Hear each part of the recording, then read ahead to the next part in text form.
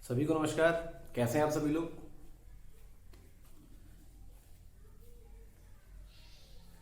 देखिए, इससे पहले मैंने आपको एडीएम्स का पार्ट 2 पढ़ाया हुआ है, फर्स्ट पार्ट पढ़ाया हुआ है और मैं आपके सामने एडीएम्स का सेकेंड पार्ट लेके आया हूँ। जो जितने भी वर्ड्स मैं आपको करवा रहा हूँ एडीएम्स में, ये सारे वर्ड्स किसी न किसी एग्जाम में पूछे गए हुए हैं।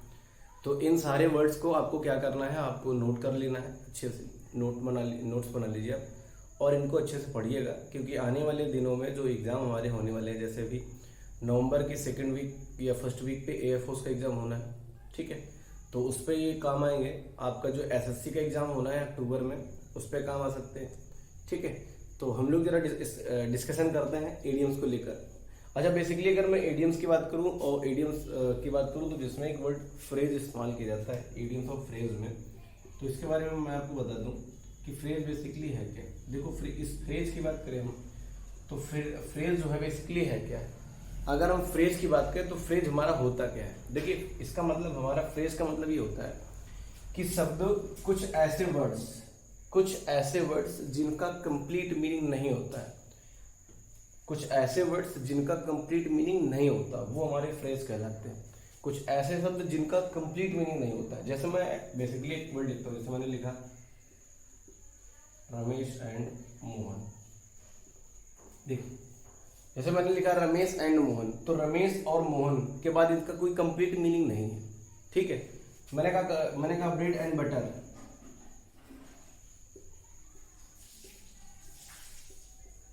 ठीक है। राइस एंड करी, ठीक है। Hammer and sickle, in word का जैसे मैं यूज कर रहा हूं, इन वर्ड का कोई भी मीनिंग नहीं निकल रहा, सेंस मीनिंग नहीं निकलता, तो वो वर्ड, वो शब्द जिनका कंप्लीट मीनिंग नहीं निकलता, वो हमारे फ्रेज कहलाते हैं, ठीक है। आओ जरा हम लोग डिस्कशन शुरू करते हैं अपने इडियम्स पर। चलो देखो जरा इसकी कहानी क्या है और कैसे काम करता है।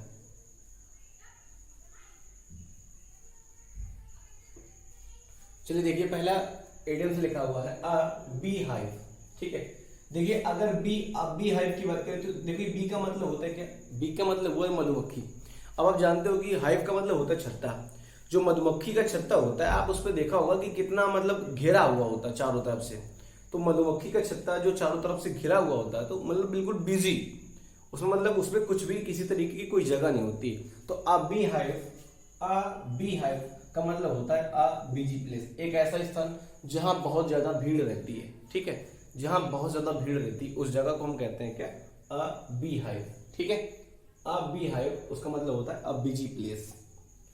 नेक्स्ट अगला इडियम्स लिखा हुआ है अ ब्लैक शीप। देखिए, हम लोगों ने इसको कुछ लोगों ने इसको 12th में भी पढ़ रखा है, 9th में भी आपको मिला होगा सर।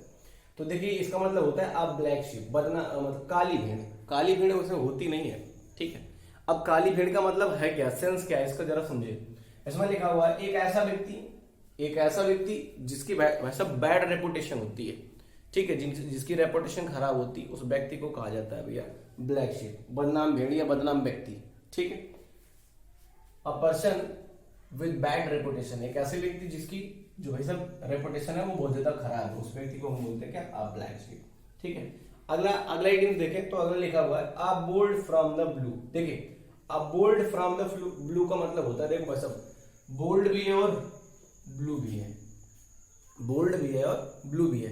कहने का मतलब ये कि जब आप किसी चीज की अपेक्षा नहीं कर रहे होते, जब आप किसी चीज की अपेक्षा ना कर रहे हो और आपके पास एक प्रॉब्लम, दो प्रॉब्लम के प्रॉब्लम ऊपर आना शुरू हो जाए, और ऐसी प्रॉब्लम्स जिसकी आपने आशा ना की हो, अनएक्सपेक्टेड प्रॉब्लम्स, उसके लिए हम इस्तेमाल करते हैं किसका, a bolt from the blue. A bolt from blue का मतलब होता है अनएक्सपेक्टेड सरप्राइज, अनएक्सपेक्टेड प्रॉब्लम, ऐसी प्रॉब्लम जिनकी आपने एक्सपेक्टेशन नहीं की थी, ठीक है। अगला आ जाओ, लिखा है अ केक वॉक। अ केक वॉक, देखो अ केक वॉक का मतलब होता है, आप देखो जब केक की बात करूं तो केक जो होता है हमारा, ठीक है, बड़ा ही सॉफ्ट होता है, बड़ा ही सॉफ्ट होता है। और यहाँ पर वॉक वर्ड का जो मतलब है ना, यहाँ जो वॉक वर्ड का मतलब है, यहाँ एक अचीवमेंट की बात करता है। अ केक वॉक का मतलब होता है एन इजी अचीवमेंट, यानी एक आसानी से मिल जाने वाली सफलता, ठीक, आसानी से मिल जाने वाली सफलता। जैसे कभी कभार क्या होता है कि कोई एग्जाम, किसी एग्जाम में जब दे रहे होते हैं आप लोग, तो ऐसे क्वेश्चंस होते हैं जो आप निगाह मारते ही आपको तुरंत आंसर आ जाता है, तो ऐसे ही आप ये समझो, ठीक है। तो इजी अचीवमेंट। अगला देखिए लिखा, अगला इडियम्स लिखा हुआ a chip off the bull block, a chip off the old block. देखो ये चिप है भाई साहब ओल्ड ब्लॉक, यहाँ ओल्ड ब्लॉक का मतलब है साहब एक ऐसा व्यक्ति, ठीक है, एक ऐसा व्यक्ति जो भाई साहब कैसा है, ओल्ड व्यक्ति है, ठीक है। ओल्ड व्यक्ति का मतलब ये है कि जो ओल्ड व्यक्ति है, वो चिप की बात करो ना भाई साहब, जैसे कहता है ना कि किसी मोबाइल में अगर पुरानी चिप पड़ी हो, पुरानी चिप पड़ी होने का मतलब ये है कि उस चिप पे आपने बहुत सारा मैटर जो है ना वो स्टोर कर रखा होगा।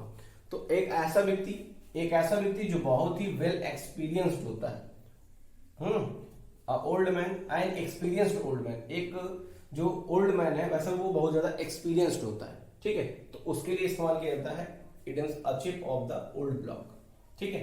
अगला देखो लिखा हुआ है अ क्लोज फिस्टेड मैन। देखो अ क्लोज फिस्टेड मैन का मतलब भाई साहब एक ऐसा आदमी जो भाई साहब क्लोज फिस्टेड मतलब ये है कि जब भी आप कोई चीज उसके बारे में कहो कि भाई साहब ऐसा कर लिया जाए, थोड़ा सा पैसे खर्चे करने की बातचीत हो, तो वहां पर क्या करे वो हमेशा पैसे बचाने की बात करता है, यानी कंजूस व्यक्ति, ठीक है, यानी कंजूस व्यक्ति।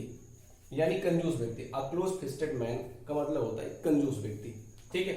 अगला वर्ड लिखा हुआ है, अगला इडियम लिखा हुआ है अ क्लोज सेफ। देखो लिखा हुआ है a close safe. A close safe का मतलब होता है, देखो क्लोज का तो मतलब आप समझ ही रहे हो कि क्लोज का मतलब क्या है, ठीक है, और इस सेफ का मतलब आप समझो। क्लोज का मतलब होता है बंद होना भाई साहब, और सेफ का मतलब क्या है कि भाई साहब एक ऐसी जगह, ठीक है, एक ऐसी जगह जहां से भाई साहब भागना क्या है बहुत ही खतरनाक हो। A narrow escape from danger, ठीक है, a narrow escape from danger, यानी एक ऐसी सकरी जगह जहां से भागना भाई साहब खतरे से खाली ना हो, ठीक है। आ जाओ अगला देखें, लिखा हुआ है अ क्लोज बुक, ठीक है, अ क्लोज बुक। अब इसके देखिए इस क्लोज बुक के साथ साथ एक इडियम ये भी पूछा जाता है एन ओपन बुक, ठीक है। एन ओपन बुक और एक क्लोज बुक, इन दोनों में डिफरेंस क्या है? ओपन बुक का मतलब होता है एक ऐसा व्यक्ति जो अपनी सारी फीलिंग्स, अपनी बातें दूसरों को बता देता है, ठीक है, एक ऐसा व्यक्ति जो अपनी बातें लोगों को बता देता है, ठीक है, उसको हम कहते हैं एन ओपन बुक, ठीक है।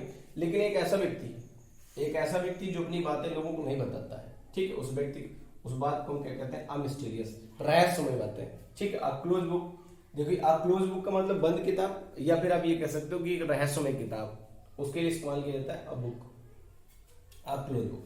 अगला देखिए लिखा हुआ है कुकू नहीं, इसको पढ़ते हैं हम ककू, इसको हम पढ़ते हैं अ ककू इन द नेक्स्ट, ठीक है।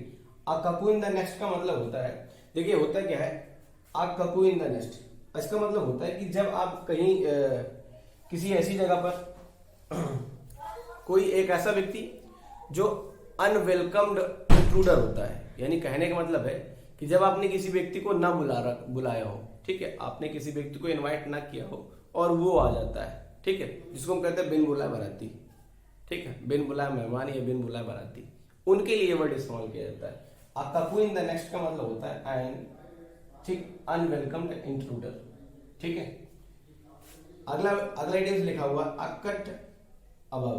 देखो अकट एबव का मतलब होता है, अकट एबव का मतलब होता है, देखो वैसा यहां पर एबव का मतलब क्या है, ऊपर, कट ऊपर से काट देना, मतलब ये है, मतलब ऊपर से काटने का मतलब है कोई ऐसी चीज जो बहुत ही क्या सुपीरियर है, बहुत ही अच्छी है, ठीक है, बहुत ही अच्छी चीज है, उसको बोलते हैं हम अकट एबव। तो ये 10 इडियम्स थे आपके सामने, ठीक है। ये वीडियम्स जो मैंने आपके सामने प्रस्तुत किए हैं ये विभिन्न एग्जाम्स में पूछे गए हैं, तो आई होप, मैं आपसे आशा करता हूँ कि आप लोग इनको अच्छे से रिपीट करेंगे और वीडियो को ज़्यादा से ज़्यादा शेयर करेंगे, ठीक है। धन्यवाद।